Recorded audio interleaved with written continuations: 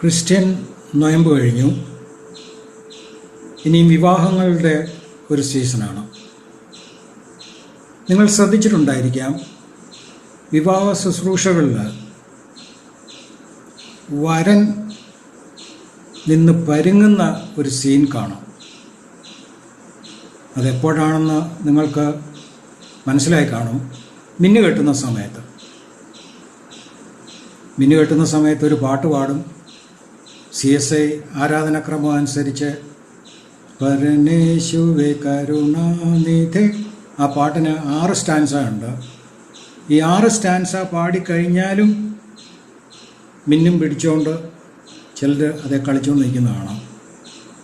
മാത്രമല്ല, ചില സഭകളിൽ അച്ഛന്മാർ ഈ മിന്നു കെട്ടുന്നത് വളരെ സൂക്ഷിച്ചിങ്ങനെ നോക്കുകയും ചെയ്യും. അതുകൂടെ കാണുമ്പോൾ വീണ്ടും ടെൻഷൻ.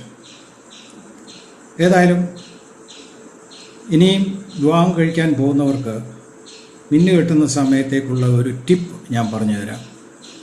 ഇതൊരു ഫോമുലയാണ്. Left on right and right on left. Left on right and right on left.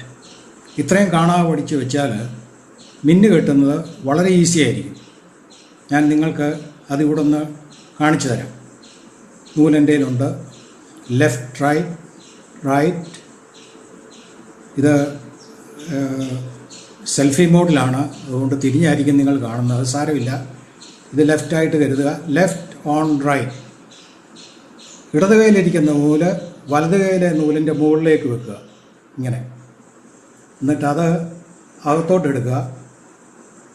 എടുത്തിട്ട് വലത് കൈയിലിരിക്കുന്ന നൂല് ഇടത് കൈയിലെ നൂലിൻ്റെ മുകളിലേക്ക് വെച്ച് അകത്തോട്ട് എടുക്കുക. ലെഫ്റ്റ് ഓൺ റൈറ്റ് ആദ്യം ചെയ്തു. ഇനി റൈറ്റ് ഓൺ ലെഫ്റ്റ് അകത്തോട്ട് എടുത്ത് ഇതുണ്ട്. ഇതാണ് മിന്നു കെട്ടുന്ന സ്റ്റൈൽ. ഒന്നുകൂടെ കാണിക്കാം. Left on right and right on left. Left on right, വലത് കൈയിലെ നൂലിൻ്റെ മുകളിൽ വെച്ചു, അകത്തോട്ടെടുത്തു. റൈറ്റ് ഓൺ ലെഫ്റ്റ് അകത്തോട്ടെടുത്തു, കെട്ടിക്കഴിഞ്ഞു. ഇനി ഞാൻ ഈ പാട്ടൊന്ന് പാടാം.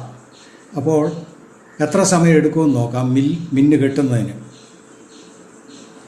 പരമേശുവേ കരുണ നിധവരമേകുക ദമ്പതികൾ, അരുളേണമേ കൃപയെ.